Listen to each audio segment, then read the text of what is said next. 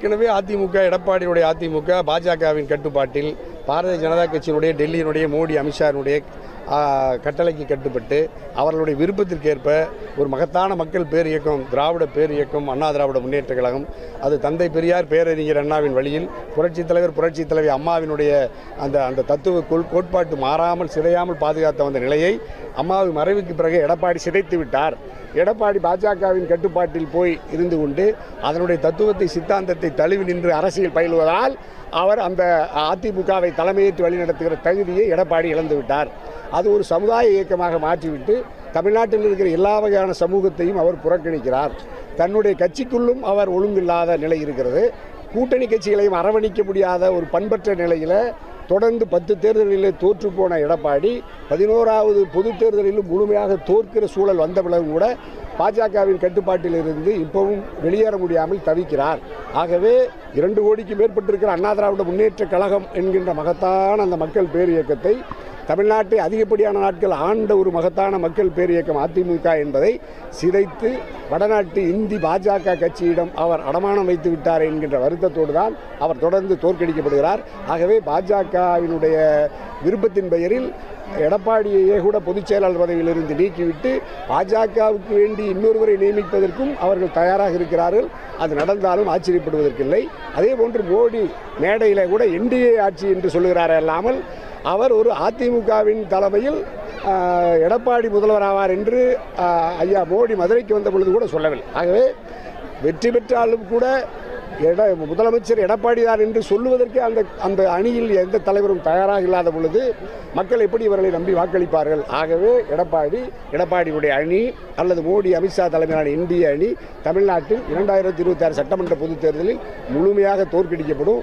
அண்ணா திராவிட முன்னேற்ற கழக தொண்டர்களை கூட, பாரம்பரியமாக அண்ணா திராவிட முன்னேற்ற கழகத்துக்கு வாக்களித்த வாக்காளர்களை கூட இந்த முறை தளபதிக்கு மு.க. ஸ்டாலின் அவர்களுக்கு, முதலமைச்சர் அவர்களுக்கு, அவர் தலைமையேற்றிருக்கிற அணிக்கு முழுமையாக வாக்களிப்பார்கள் என்பதை இப்போ நான் களத்தில் பார்க்குறேன். ஆகவே தமிழக அரசும் தமிழ்நாடு கொங்கலைஞர் பேரவையும் இந்த வெற்றி கூட்டணியில் இணைந்து மகத்தான வெற்றியை பெற்று தமிழ்நாடு சட்டமன்ற பேரவைக்குள் தனியரசினுடைய குரல் மக்களுக்காக ஒலிக்கும். சார், விஜய் பெண்களுக்கான திட்டங்கள் இதெல்லாம் நிறைய அறிவிச்சிருக்காரு. தங்க நகை அப்படின்னா பெண்கள் மகளிர் தினமும் கொண்டாடிருக்காரு. ஆனால் அவர் மனைவி தனக்கே பாதுகாப்புல வீட்டில் இடம்னு ஒரு வழக்கு போயிருக்காரு. இல்லை, சங்கீதாவை, அதாவது தன்னுடைய அன்பு மனைவிக்கு துரோகம் இழைத்த ஒரு நபர் விஜய். ஒரு நடிகர் நாடாளக்கூடாது என்கின்ற நிலை ஏன் நீடிக்கிறது என்றால், அந்த நாடாளக்கூடாது ஒரு நடிகர் என்று நான் தனியரசு தொடர்ந்து அந்த கருத்தை வலியுறுத்தி வந்த சூழ்நிலையில் இப்பொழுது அந்த நடிகர் ஒரு தகுதியற்றவர், தன்னுடைய அன்பு மனைவிக்கு நம்பிக்கைக்கு மோசடி செய்த ஒரு நபராக இருக்கிற விஜய், நடிகர், தாவேக தலைவர், தான் ஈன்ற அன்பு குழந்தைகளின் கண்ணியத்திற்கு குறைவாக நடந்து கொண்ட ஒரு விஜயால் ஒரு கட்சியை தலைமையேற்று நடத்துவதற்கே தகுதியற்ற நிலையில் ஒரு நாட்டுக்கு முதலமைச்சராக அவர் எப்படி வர முடியாது. மக்கள் கட்டாயமாக தோற்கடிப்பார்கள்.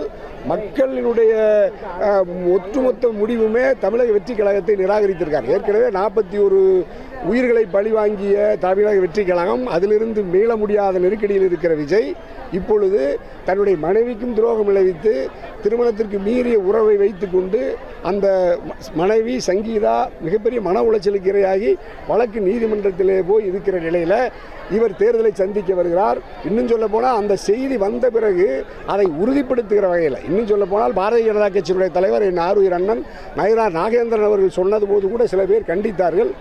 ஆனால் அதையெல்லாம் இல்லை, நான் அப்படித்தான் என்று நிரூபிப்பதைப் போல ஒரு திருமண நிகழ்ச்சியில் நடிகர் விஜய் அந்த சம்பந்தப்பட்ட நடிகையோடு வந்து ஆணவமாக நான் அப்படித்தான் என்று அப்பட்டமாக ஒரு பொது வெளியில் காட்சி தருகிறார் என்றால் அவரிடமிருந்து நம்ம எந்த கண்ணியத்தை, எந்த மாண்பை எதிர்பார்க்க முடியும்? ஆகவே அப்படிப்பட்ட ஒரு நபர் பெண்களுக்கான சிறப்பு திட்டங்களை அறிவித்திருப்பதாக கூறுவது பிழையானது, தவறானது.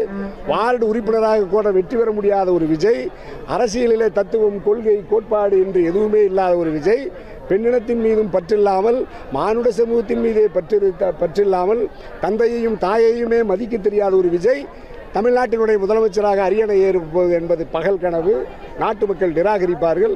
அவர் அப்படி வந்தாலும் பெண்ணினத்திற்காக சில திட்டங்களை தருகிறேன் என்று சொல்லுவதும் மாய்மாலம், பொய்யானது, பிழையானது, தவறானது. நல்ல கேள்வியா. இதுவரைக்கும் தென் மாவட்டத்தில் அண்ணன் OPS ராமநாதபுரத்தில் நின்று அண்ணா திராவிட முன்னேற்ற கழகத்தை வைப்பு தொலை இலக்க வைத்தார். கிட்டத்தட்ட 3,50,000 வாக்குகளை பெற்றார் வெறும் பலாப்பழ சின்னத்தில் நின்று. அப்படிப்பட்ட அண்ணன் ஓபிஎஸ் இப்போ நேற்று மதுரையில் ஒரு மிக பிரமாண்டமான திராவிட முன்னேற்ற கழகத்தோடு இணைப்பு நிகழ்ச்சியை நடத்தியிருக்கிறார்.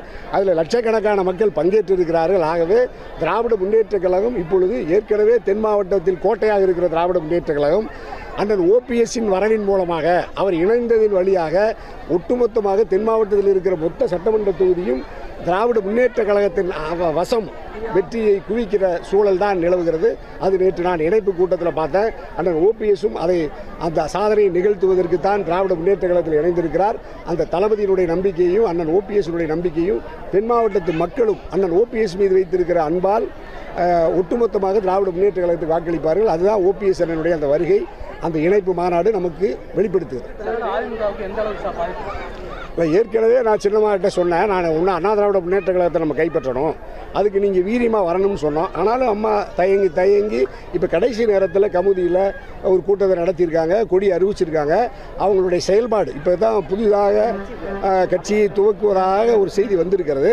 அந்த புதிதாக துவக்கப்பட்டிருக்கிற கட்சி மாண்புமிகு சின்னம்மா அவர்கள், மரியாதைக்குரிய சின்னம்மா அவர்கள் களத்துக்கு வந்து மக்கள் மத்தியில் நம்பிக்கை ஊட்டினால் அது திராவிட முன்னேற்ற கழகம், அண்ணா திராவிட முன்னேற்ற கழகத்திற்கு இருக்கிற ஒரு குறைந்தபட்ச விழுக்காட்டு வாக்கையும் சின்னம்மா அவர்களுக்கு மடைமாற்றுவதற்கான வாய்ப்பு தான் இருக்குது. ஆகவே எடப்பாடி போட்டியிட எல்லா தொகுதியிலும் வைப்பு தொகை இழப்பதற்கு சின்னம்மா அவர்கள் துவக்கப்படுகிற அந்த புதிய கட்சி, அந்த கட்சியினுடைய செயல்பாட்டை ஒட்டி அது அதிமுகவின் வாக்கில் எஞ்சி இருக்கிற குறைந்த வாக்கையும் சேதப்படுத்தும். ஆகவே சின்னம்மாவின் வருகையால் எடப்பாடிக்கு தான் அது பேரிழப்பு, திராவிட முன்னேற்ற கழகத்திற்கு அது வலிமை சேர்க்கும். பொதுச்செயலாளர் மாற்றப்போ நீங்கள் அதிமுக நிறைய இணக்கமாக இருந்திருக்கீங்க. இப்போ பொதுச்செயலாளர் மாற்ற எடப்பாடிக்குள்ள யார் வரலாம்னு உங்களுக்கு இல்லையா? அதில் வந்து இப்போ நான் எனக்கு கண்ணு கெட்டின தூரத்துக்கு அது சின்னம்மா வந்திருந்தால் சரி சிறப்பாக இருந்திருக்கும். ஆனால் சின்னம்மாவை நிராகரிச்சுட்டாங்க. அதிமுகவில் தான் அவங்க வந்தாங்கன்னு சொன்னேன். இப்போ ஏற்கனவே இருக்கிற தலைவர்களில் தகுதியான பொறுப்பாளர்கள் யாரும் இதுவரைக்கும் அவங்க யாரும் அடையாளப்படுத்தலை. 2 கோடி தொண்டர்களும் தமிழ்நாட்டினுடைய அடிப்படை அண்ணா திராவிட முன்னேற்ற கழகத்தினுடைய கொள்கைகளுக்கும் கோட்பாடுகளுக்கும் லட்சியங்களுக்கு நேர் எதிராக இப்போ இருக்கிற தலைவர்கள் இருக்கிறார்கள் என்கின்ற வருத்தம் இருக்குது, நாட்டு மக்களுக்கு இருக்கிறது. ஆகவே அது தந்தை பெரியாரின் பகுத்தறிவு கருத்துக்களை அது கைவிட்டு விட்டது. மோடி வருகிறார் என்றால் அதிமுக கலந்து கொண்டிருக்கிறது என்றால் தமிழ்நாட்டினுடைய மூட கருத்துக்களை தகர்த்தெளிந்து அறிவை வெளிச்சத்தை பாய்ச்சிய மகத்தான மாபெரும் தலைவர் தந்தை பெரியாரின் திருவுருவப் படத்தை கூட மோடி வருகையின் பொழுது அதிமுகவின் சார்பாக வைக்கப்பட்டிருக்கிற பதாகைகளில் திருவுருவப்படுத்தி அகற்றுகிற அளவிற்கு அவர்களுக்கு துணித்தல் வந்திருக்கிறது.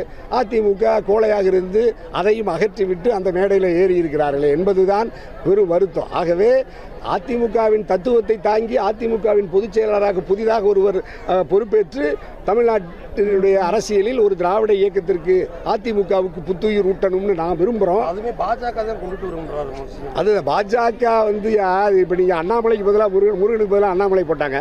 அண்ணாமலைக்கு அடுத்து நயினார் நாகேந்திரனை போட்ட மாதிரி இப்போ அம்மாவுக்கு அடுத்து எடப்பாடி போட்டிருக்கு பாஜக விரும்பினால் எடப்பாடி எடுத்துகிட்டு இன்னும் யாரை வேணாலும் போடுவாங்க. அதில் பட்டியலில் வேலுமணி இருக்கலாம், தங்கமணி இருக்கலாம், இன்னும் யாராவது அதில் போட்டியில் யாராவது இருக்காங்கன்னு தெரியல. அதனால் அது அதிமுக பாஜகவின் கட்டுப்பாட்டில் அமித்ஷா ஐயாவுடைய கண்ணாசிகள் இருக்கிறதுனால் அதிமுக தனித்து இயங்குகிற வாய்ப்பை இழந்ததனால் தமிழ்நாட்டு மக்கள் அதிமுகவை நிராகரித்திருக்கிறார்கள், தொடர்ந்து நிராகரிப்பார்கள். இந்த தேர்தலிலும் படுதோல்வியை அதிமுக சந்திக்கும்.